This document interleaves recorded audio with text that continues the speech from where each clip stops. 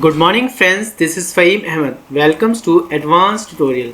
तो दोस्तों, आज का सेशन हमारा प्रैक्टिस सेशन पार्ट 4 से है। आज के सेशन में भी मैंने 10 क्वेरीज सेट की है। आज के सेशन की जो क्वेरीज हैं वो मैंने स्वयं बनाई हैं, वो किस प्रैक्टिस सेट से नहीं ली हैं। इसलिए मेरी आपसे रिक्वेस्ट है कि आप वीडियो के अंत तक बने रहें, क्योंकि आज की जो क्वेरी सेट की गई हैं वो मॉडरेट लेवल पर की गई हैं। ओके दोस्तों, तो स्टार्ट करते हैं इस सेशन की फर्स्ट क्वेरी के साथ।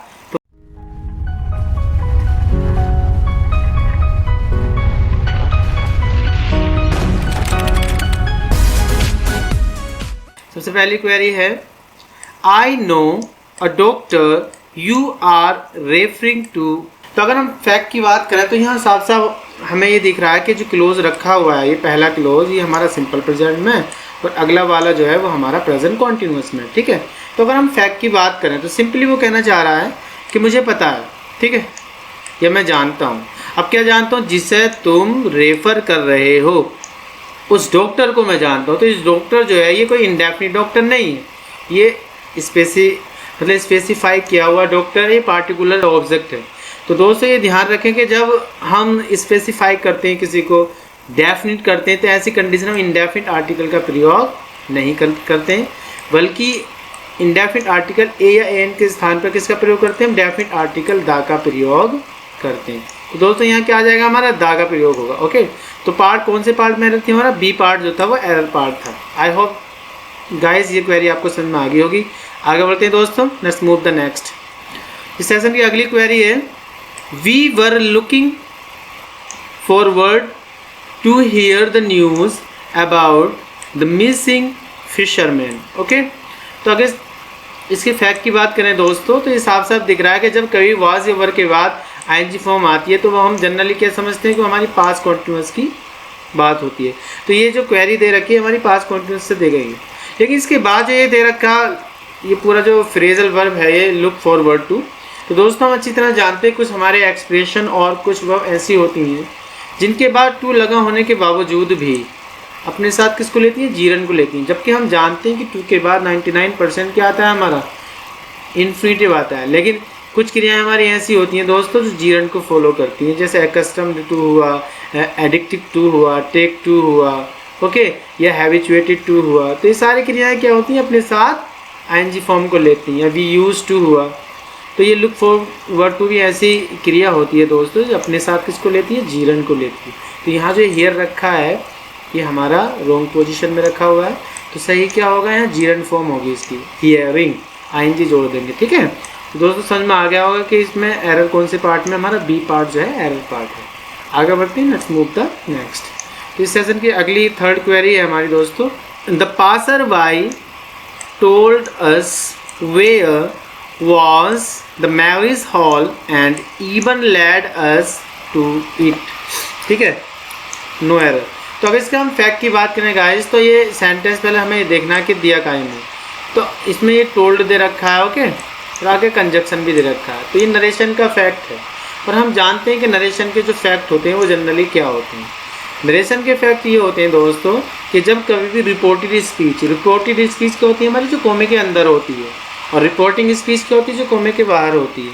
तो हम वर्ब के बदलने की बात नहीं कर रहे हैं, अभी हम कंजक्शन पे फैक्ट पे बात करेंगे, ठीक है। तो जब कभी भी कोमे के अंदर वाली स्पीच असर्टिव सेंटेंस में होती है, यानी अफर्मेटिव नेगेटिव सेंटेंस में होती है, तो in that condition inverted commas कैसे हटाए जाते हैं? डैट से, ठीक है, पहली कंडीशन। दूसरी कंडीशन, जब कोमे के अंदर वाली स्पीच दोस्तों लिंकिंग वर्ब से स्टार्ट होती है, यानी हेल्पिंग वर्ब से स्टार्ट होती है, या ऑक्सिलरी वर्ब से स्टार्ट होती है, तो ऐसी कंडीशन में इन्वर्टेड कोमास हमेशा इफ या वेदर से हटाए जाते हैं, ठीक है। तीसरी कंडीशन दोस्तों कि जब रिपोर्टेड स्पीच हमारी क्वेश्चन वर्ड से स्टार्ट हो, यानी हम कह सकते हैं कि ओपन एंडेड क्वेश्चन से स्टार्ट हो, मतलब कह सकते हैं डबल इंट्रोगेटिव सेंटेंस से स्टार्ट हो, या WH फैमिली वर्ड से स्टार्ट हो, तो ऐसी कंडीशन में दोस्तों इन्वर्टेड कोमास हटाते समय किसी कंजक्शन का प्रयोग नहीं करते हैं, बल्कि उसी क्वेश्चन वर्ड को हम कंजक्शन के रूप में प्रयोग करते हैं और उसके बाद सेंटेंस को मतलब अफर्मेटिव बनाते हैं, ठीक है। तो अब हम इसके फैक्ट की बात करेंगे। तो देखो पहला हमारा ये क्लोज है दे रखा है, वो कह रहा है कि जो राहगीर था उसने हमें बताया, ठीक है। तो यहाँ तक तो कोई एरर है नहीं, बिल्कुल सही बात है। ठीक। अब दूसरे पार्ट की अगर हम बात करें, where was the marriage hall, तो दोस्तों हमने अभी आपको बताया कि ऐसी कंडीशन, नरेशन वाली कंडीशन में जो क्वेश्चन वर्ड होता है उसके तुरंत बाद जो आने वाला क्लोज होता है वो कैसा होता है, अफर्मेटिव। लेकिन यहाँ क्या कर रखा है, देखो उन्होंने हेल्पिंग वर्ब को क्वेश्चन वर्ड के बाद रख रखा है, जबकि एक गलत पोजीशन है। सही कंडीशन क्या होगी हमारी, इसकी सही अप्रोच जो होगी वो वॉज जो आएगा दोस्तों वो कहाँ आ जाएगा हमारा, वो हॉल के बाद आ जाएगा। ठीक है, तो सही पोजीशन क्या होगी इसकी, सही होगी the marriage hall and even led us to it. ठीक है, तो वॉज कहाँ आ जाएगा दोस्तों, वॉज आ जाएगा हमारा हॉल के बाद। ओके, आई होप दोस्तों ये क्वेरी भी समझ में आ गई होगी। आगे बढ़ते हैं, लेट्स मूव द नेक्स्ट। अगली क्वेरी है हमारी, in Singapore my brother in law with his wife were present at the function, no error। ठीक है, अगर हम इसके फैक्ट की बात करें दोस्तों, तो इन सिंगापुर एक अलग एडवर्बियल फ्रेज दे रखा है। और किसी भी क्वेरी को सोल्व करते समय आपको हमेशा ध्यान रखना चाहिए दोस्तों कि उस सेंटेंस का सब्जेक्ट क्या है, क्योंकि अगर आपको सब्जेक्ट पता होगा तो आपको पता होगा कि उसमें आने वाला जो वर्ब है वो किस कंडीशन में या किस रूप में आने वाला है। ठीक है, तो हमें सबसे पहले इसमें ये देखना कि हमारा सब्जेक्ट क्या होगा। अब अगर मैं पहले पार्ट की बात करूँ तो ये तो सब्जेक्ट होगा नहीं, क्योंकि हम अच्छी तरह से जानते हैं कि प्रीपोजिशन के बाद क्या आता है, हमारा ऑब्जेक्ट आता है। ठीक है, और ऑब्जेक्ट कभी सब्जेक्ट का काम नहीं करता। तो ये जो पहला पार्ट है एडवर्बियल फ्रेज है, यहाँ सब्जेक्ट से कोई लेना देना नहीं है, यानी ये जो वर्ब आई है इसका कोई ना कोई सब्जेक्ट है, वो हमें ढूंढना कि वो है क्या। अब यहाँ लिखा हुआ है इन माई ब्रदर इन लॉ, और ब्रदर इन लॉ क्या होता है दोस्तों, ब्रदर इन लॉ होता है एक तरीके से, मतलब हम कह सकते हैं वाइफ का जो ब्रदर होता है उसे ब्रदर इन लॉ बोलते हैं, यानी साले को हम क्या बोलते हैं, ब्रदर इन लॉ। ठीक है, तो यहाँ देखो साफ साफ नाउन दिख रहा है, और ये नाउन क्या है, हमारा सब्जेक्ट है, और इसके साथ ही एक एडवर्बियल फ्रेज भी जोड़ दिया, यानी प्रीपोजिशन डिटरमाइनर प्लस नाउन, तो ये एडवर्बियल फ्रेज भी जोड़ दिया। और हम अच्छी तरह से जानते हैं कि दोस्तों कि मतलब सब्जेक्ट प्लस एडवर्बियल फ्रेज बराबर भी क्या होता है, हमारा सब्जेक्ट ही होता है। तो इस एडवर्बियल फ्रेज को हम बाद में भी रख सकते थे और पहले भी रख सकते थे, इस पर सब्जेक्ट का कोई प्रभाव नहीं पड़ता। या मैं सिंपली ये कहूँ कि जब दो नाउन किसी प्रीपोजिशन से जोड़ी जाती है तो ऐसी कंडीशन में दोस्तों प्रीपोजिशन से पहला आया हुआ नाउन जो होता है वही बाकी का सब्जेक्ट होता है। तो विद देखो प्रीपोजिशन है, तो इसके बाद भी एक सब्जेक्ट जुड़ा हुआ है और इसके पहले भी एक सब्जेक्ट जुड़ा हुआ है। लेकिन हम अच्छी तरह जानते हैं कि प्रीपोजिशन के पहले वाला जो नाउन होता है वो सब्जेक्ट होता है और बाद वाला जो होता है वो ऑब्जेक्ट होता है। तो जो हिज वाइफ है ये ऑब्जेक्ट है और माई ब्रदर इन लॉ जो है वो क्या है, सब्जेक्ट है। अब माई ब्रदर इन लॉ क्या है दोस्तों, यहाँ सिंगुलर फॉर्म में है, तो ऐसी कंडीशन में आने वाला जो वर्ब होगा वो भी क्या होगा, हमारा सिंगुलर फॉर्म में होगा। तो जो वर्ब लिखा हुआ है ये हमारा गलत है, इस वर्ब की जगह क्या होना चाहिए, इस वर्ब की जगह होना चाहिए वॉज। ओके, क्योंकि ब्रदर इन लॉ हमारा सिंगुलर फॉर्म में। आई होप दोस्तों ये क्वेरी आपको समझ में आ गई होगी।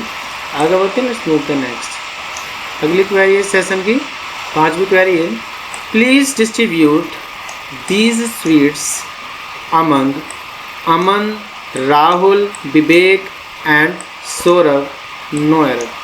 तो दोस्तों कुछ स्टूडेंट्स ऐसे होंगे जो इस क्वेरी को पढ़ने के बाद समझ रहे होंगे कि ये सेंटेंस हमारा नो एरर होगा, लेकिन ऐसा नहीं है। अगर मैं फैक्ट की बात करूं दोस्तों तो आपने जनरली पढ़ा होगा कि बिटवीन, अमंग, अमक्स्ट या अमिट्स, अमिड, अमिट्स, इन सब का प्रयोग किसके लिए करते हैं, हम वस्तु के बीच की पोजीशन को प्रकट करने के लिए करते हैं। तो जनरली हम ये जानते हैं कि दो व्यक्ति, वस्तुएं या स्थानों के बीच की स्थिति को बताने के लिए हम किसका प्रयोग करते हैं, बिटवीन का। ठीक है, लेकिन इसके साथ साथ दोस्तों बिटवीन को और भी फैक्ट है, रेसिप्रोकल रिलेशन को शो करने के लिए हम बिटवीन का प्रयोग करते हैं। इसके साथ साथ दोस्तों डिफरेंसेस के बाद भी हम बिटवीन का प्रयोग करते हैं, सिलेक्शन के लिए भी हम बिटवीन का प्रयोग करते हैं। ठीक है, तो बिटवीन के बहुत सारे हमारे फैक्ट होते हैं जहाँ हम बिटवीन के, मतलब जब मैं बिटवीन वाला यानी प्रीपोजिशन की चैप्टर पढ़ाऊँगा तो आपको डिटेल में बता दूँगा। इसके साथ साथ जनरली दो से अधिक व्यक्ति, वस्तुओं या स्थानों के बीच की स्थिति को बताने के लिए हम किसका प्रयोग करते हैं दोस्तों, अमंग का प्रयोग करते हैं। ये भी आपने पढ़ा होगा। एक इसी के जैसा एक प्रीपोजिशन और होता है अमंगस्ट, उसकी कंडीशन भी सेम होती है कि दो से अधिक व्यक्तियों, वस्तुओं, स्थानों के बीच की स्थिति को प्रकट करने के लिए किया जाता है। परंतु जिन नाउन से पहले हम अमंगस्ट का प्रयोग करते हैं, अगर उन नाउन का हिंदी प्रोनाउंसिएशन कैसा होता है, हिंदी के स्वर से होता है, तो ऐसी कंडीशन हम दोस्तों अमन का प्रयोग ना करके अमक का प्रयोग करते हैं। जैसे अगर मैं अमन की बात करूं तो अमन में कैसे बनाओगे आप, छोटा मैं मछली और नैनल, अमन। ठीक है, तो ऐसी कंडीशन हम क्या करते हैं दोस्तों क्योंकि इसका जो प्रोनाउंसिएशन होता है अमन का वो हिंदी के बोविल सा होता है, तो ऐसी कंडीशन में अमंग्स्ट का प्रयोग करते हैं, अमंग का प्रयोग नहीं करते हैं। आई होप दोस्तों ये क्वेरी भी समझ में आ गई होगी। ठीक है, आगे बढ़ते हैं, लेट्स मूव द नेक्स्ट। अगला सेंटेंस है दोस्तों हमारा, the students who I teach here are very at homing, no error. ठीक है, तो अगर हम इसके फैक्ट की बात करें दोस्तों इस क्वेरी के, एक तो ये है हमारा नाउन, ठीक है, सब्जेक्ट है कह सकते हैं, तो एक सब्जेक्ट हमारा ये है, ठीक है, और दोस्तों एक हु रखा हुआ सब्जेक्ट है। और अब हमें देखनी कि वर्ब कितनी, एक वर्ब हमारी ये रखी हुई है, तो एक वर्ब हमारी ये रखी हुई है। तो दोस्तों सब्जेक्ट कितने हो गए इसमें हमारे 3 हो रहे हैं, और वर्ब कितनी है 2, तो ये तो गलत हो रहा है। तो एक चीज़ ध्यान रखना आपको कि जब कभी भी रिलेटिव प्रोनाउन हु का प्रयोग किया गया हो या हुम का प्रयोग किया गया हो, तो इसमें हमें ये फैक्ट देखना होता है कि ऐसी कंडीशन में अगर इस रिलेटिव प्रोनाउन से पहले कोई क्लोज रखा हुआ, माना कि स्टूडेंट्स ऐसे लिखा हुआ होता, द स्टूडेंट्स आर, उसके बाद में कोई क्लोज मतलब उसके बाद में रिलेटिव प्रोनाउन दिया होता, यानी मैं सिंपली ये कहना चाह रहा हूँ कि जब कभी भी इस हु से पहले कोई क्लोज दिया होता, ठीक है, और इसके बाद में फिर एक क्लोज और दिया होता, यानी सब्जेक्ट भी होता और वर्ब भी होती, एक क्लोज और दिया होता, फिर उसके बाद कोमा लगा के एक वर्ब और दे रखी होती, तो ऐसी कंडीशन में हु का प्रयोग करते हैं, हुम का प्रयोग नहीं करते, क्योंकि ये कंडीशन हमारी कहलाती 3 सब्जेक्ट के साथ 3 वर्ब की। लेकिन यहाँ दोस्तों हमारे अगर मैं हु को यूज़ करता हूँ तो सब्जेक्ट 3 हो रहे हैं, लेकिन वर्ब कितनी है 2। तो ये ध्यान रखेंगे जब कभी भी रिलेटिव प्रोनाउन से पहले कोई नाउन आएगा, केवल नाउन, ठीक, उसके बाद एक क्लोज आएगा, फिर कोई वर्ब आएगा, तो ऐसी कंडीशन में हमेशा हुम का प्रयोग करते हैं, हु का प्रयोग नहीं करते। ये थोड़ा हजम ना हो रहा होगा, मैं दोबारा फिर बता रहा हूँ कि अगर रिलेटिव प्रोनाउन से पहले कोई क्लोज दिया होता है और सेम कंडीशन होती है आगे की, जैसे मैंने यहाँ आगे रख रखी है, तो ऐसी कंडीशन हम दोस्तों यहाँ हु का प्रयोग करते हैं। परंतु अगर क्लोज नहीं होता, केवल नाउन होता है, ठीक है, तो ऐसी कंडीशन में दोस्तों हम हुम का प्रयोग करते हैं, हु का प्रयोग नहीं करते। ठीक है, तो हुम क्या हमारा WHOM, हुम, तो हु के स्थान पर क्या आता हमारा हुम आता। ओके, आई होप दोस्तों ये क्वेरी भी आपको समझ में आ गई होगी। अगली क्वेरी है सेशन की, I met a variety of students in my classroom between 2017 to 2019। ठीक है, तो अगर मैं दोस्तों इसकी बात करूं फैक्ट की, तो यहाँ किसकी बात चल रही है, हमारे पास की बात चल रही है, यहाँ सिंपल पास दे भी रखा है कि मैं मिला अनेक प्रकार के छात्रों से। ठीक है, हम अच्छी तरह से जानते हैं दोस्तों, a number of, the number of, a variety of या द वैरायटी ऑफ के बाद अगर कोई काउंटेबल नाउन आती है तो वो जनरली क्या होती है, हमारी प्लूरल फॉर्म में होती है। ठीक है, तो ये देखो क्या में दे रखी है, हमारी प्लूरल फॉर्म में दे रखी है। वो अलग बात है कि अ वैरायटी ऑफ और अ नंबर ऑफ के जो फैक्ट होते हैं वो सेम होते हैं, और द वैरायटी ऑफ और द नंबर ऑफ के जो फैक्ट होते हैं वो भी सेम होते हैं। तो इनके दोनों के फैक्ट बिल्कुल सेम होते हैं। ठीक है, बस एक चीज़ इसमें कॉमन ये है कि अ variety of, a number of, the variety of, the number of के बाद अगर कोई नाउन काउंटेबल होता है तो वो कंडीशन हमारी उस नाउन की प्लूरल फॉर्म की कहलाती है। ठीक है, तो दोस्तों यहाँ तक का तो हमारा पार्ट पूरा सही हो गया कि नाउन भी प्लूरल फॉर्म में। ठीक है, और ये एडवर्बियल फ्रेज दे रखा है इन माई क्लासरूम, इसमें भी कोई एरर नहीं। अगर हम बात करें इसकी तो यहाँ कितनी चीज़ों की बात चल रही है, या तो सेंचुरी उठा, मतलब 2 सन उठाई है यहाँ हमने, एक उठाई 2017 और एक उठाई है 2019। ठीक है, और 2 की बात करते हैं ना, बिटवीन का प्रयोग करेंगे। ठीक है, बिटवीन आया है, लेकिन हम अच्छी तरह से जानते हैं दोस्तों कि बिटवीन के साथ जो हमारा पेयर कंजक्शन आता है वो क्या आता है, हमारा एंड आता है। टू का प्रयोग हम नहीं करते, तो टू क्या है, ये हमारा रोंग है। ठीक है, इस टू के स्थान पे क्या आना चाहिए, हमारा एंड आना चाहिए। ओके, तो एरर कौन से पार्ट में होगी दोस्तों, सी पार्ट में होगी। ठीक है, आगे बढ़ते हैं। They talked for a while and then they will continue to play the game till tomorrow morning. ठीक है, नो एरर। तो अगर इसके फैक्ट की हम बात करें दोस्तों, तो देखो एंड के पहले और बाद पर हमें देखना होता है, क्योंकि एंड क्या हमारा कंजक्शन है। ठीक है, तो एंड के बाद एक तो ये भाग रखा हुआ है, मतलब एंड से पहले, और एंड के बाद एक ये वाला क्लोज रखा हुआ है, एक क्लोज हमारा, ठीक है, मतलब एक क्लोज इसके आगे रखा हुआ है, एक इसके पहले रखा हुआ है। ठीक, तो अगर मैं इसके फैक्ट की बात करूँ तो एक तो सिंपली यहाँ दे रखा है कि टिल टुमारो मॉर्निंग, और ये प्रतीक होता है दोस्तों हमारा फ्यूचर का। इसके साथ साथ दोस्तों यहाँ एक और इंडिकेशन दे रखा है फ्यूचर का, and then they will continue, है ना। तो ये भी हमारा फ्यूचर का इंडिकेशन है। तो इससे साफ जाहिर हो रहा है कि बात क्या चल रही है, बात चल रही है कि वे कुछ क्षण के लिए बात करेंगे या फिर कुछ क्षण के लिए बात कर सकते हैं और फिर वे जारी रखेंगे गेम को खेलना। कब तक? कल सुबह, ठीक है, ये वो बोलना चाह रहा हूँ। तो जाहिर सी बात है यहाँ अगर हम इम्प्रूव करना चाहें तो ए पार्ट में हमारी एरर है और इसको हम इम्प्रूव कर सकते हैं सिंपल प्रेजेंट में। हम कर सकते हैं कि they talk for a while, ये भी सही हो जाएगा। या फिर हम कह सकते हैं, अब पॉसिबिलिटी भी शो कर सकते हैं, हम ऐसे भी बोल सकते हैं कि दे मे फॉर अ वाइल। पहली बात तो यहाँ एबिलिटी की बात चल रही है तो हम बोल सकते हैं कि they can talk for a while. तो सिंपली अगर मैं ये कहना चाहूँ दोस्तों तो यहाँ क्या हो जाएगा, एक तो हो जाएगा हमारा टॉक यानी दे टॉक, और एक हो जाएगा दोस्तों कैन, दे कैन टॉक, ठीक है। तो मैं ये कहना चाह रहा हूँ कि यहाँ जो टॉक्ड है ये गलत रखा हुआ है, ठीक है, क्योंकि यहाँ सिंपल पास का रिक्वायरमेंट नहीं हुआ है। तो या तो हम सिंपल प्रेजेंट को रख सकते हैं या फिर हम किसी मॉडल का प्रयोग भी यहाँ कर सकते हैं, क्योंकि आगे की जो कंडीशन दे रखी है वो फ्यूचर के लिए रखी है और हम जानते हैं कि मॉडल्स जो होती है हमारी फ्यूचर को शो करती हैं, ठीक है। इसके साथ साथ जो सिंपल प्रेजेंट होता है वो भी हमारे फ्यूचर को शो करता है। इसलिए हम सिंपल प्रेजेंट में भी सेट कर सकते हैं पहले पार्ट को और किसी मॉडल से भी सेट कर सकते हैं। मॉडल में हमारा कैन ज़्यादा बढ़िया रहेगा, यानी कैन ज़्यादा फिट होगा, ठीक है। तो आई होप दोस्तों ये समझ में आ गया होगा कि एरर कौन से पार्ट में थी हमारे, ए पार्ट में। करिए हमारी there is a Muskan in my class who always tries to learn new things, no error, ठीक है। तो दोस्तों अगर हम इसके फैक्ट की बात करें इस क्वेरी के, तो हमें साफ साफ दिख रहा है यहाँ कि हम जनरली ये समझते हैं कि प्रॉपर नाउन से पहले कोई आर्टिकल नहीं आता। तो अधिकांश स्टूडेंट्स क्या सोचेंगे कि इसको ए पार्ट में एरर मारेंगे, ठीक है, लेकिन ऐसा नहीं है मेरे दोस्तों। जनरली प्रॉपर नाउन से पहले कोई आर्टिकल नहीं आता है, परंतु अकॉर्डिंग टू कंडीशन हम आर्टिकल लगा सकते हैं। अब इसकी कंडीशन बहुत सारी होती हैं आर्टिकल लगाने की। सबसे पहली कंडीशन ये होती है कि पहली बार प्रॉपर नाउन को हम इंट्रोड्यूस करते हैं, तो ऐसी कंडीशन में हम प्रॉपर नाउन से पहले आर्टिकल लगा सकते हैं। दूसरी कंडीशन दोस्तों, जब प्रॉपर नाउन की तुलना किसी अन्य प्रॉपर नाउन से की जाती है उसके गुणों के आधार पर, तो ऐसी कंडीशन में हम डेफिनेट आर्टिकल लगा सकते हैं प्रॉपर नाउन से पहले, ठीक है।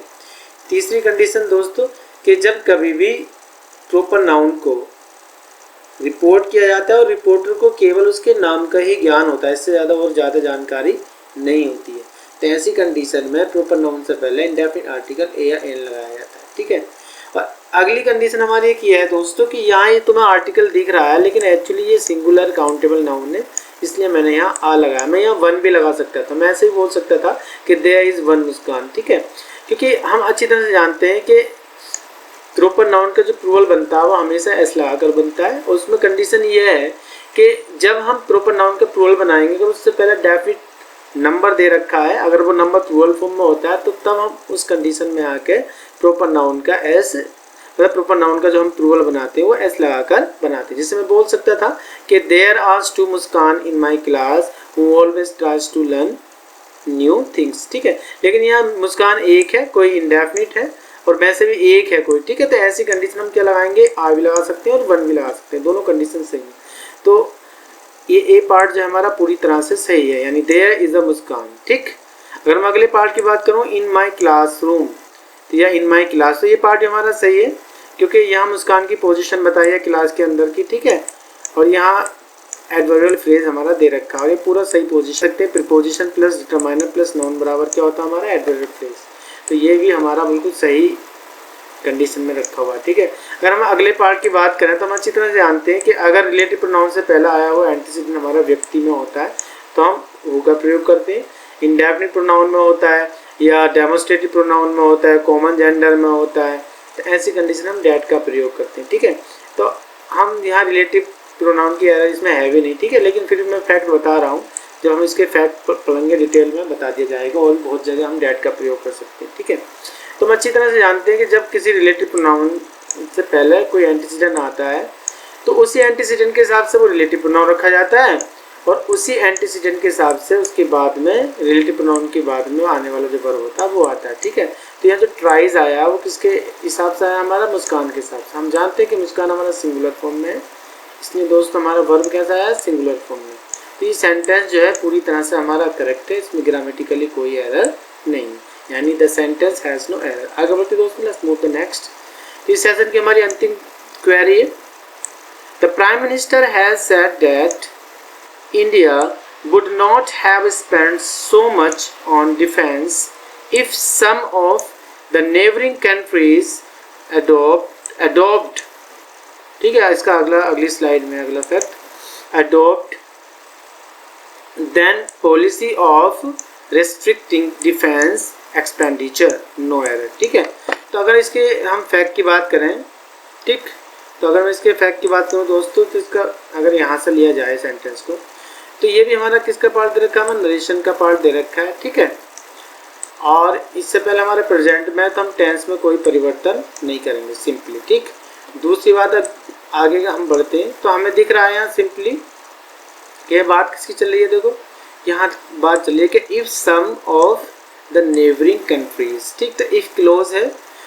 ठीक, तो इसके बाद क्या रखा हुआ है, अडोप्ट रखा हुआ है, परंतु इससे पहले क्या रखा हुआ है दोस्तों, इससे पहले वाला जो पार्ट है हमारा वो है प्राइम मिनिस्टर, वो है India would not have spent so much on defence. ठीक है, तो ये वाला जो फैक्ट है, ठीक, ये हमारा पास्ट में फ्यूचर का परफेक्ट, और ऐसी कंडीशन हमारी कहलाती है अनरियल पास्ट की। और हम अच्छी तरह से जानते हैं कि अनरियल पास्ट हमारा क्या होता है, ऐसी एक्टिविटीज़ जो भूतकाल में की तो गई थी परंतु वो अधूरी की गई थी, जो वर्तमान में हमें क्या दे रही हैं, तकलीफ दे रही है। तो ऐसी कंडीशन हमारी क्या कहलाती है, वो कहलाती है हमारी अनरियल पास्ट की।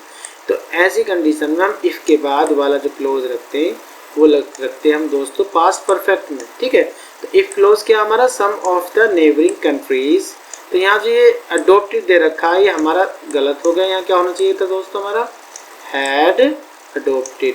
ठीक है, क्यों, क्योंकि हमारा कंडीशनल सेंटेंस है, अनरियल पास्ट का पार्ट है, तो इफ़ के बाद हमारा पास्ट परफेक्ट होता है और कॉमे के बाद हमारा पास्ट में फ्यूचर परफेक्ट।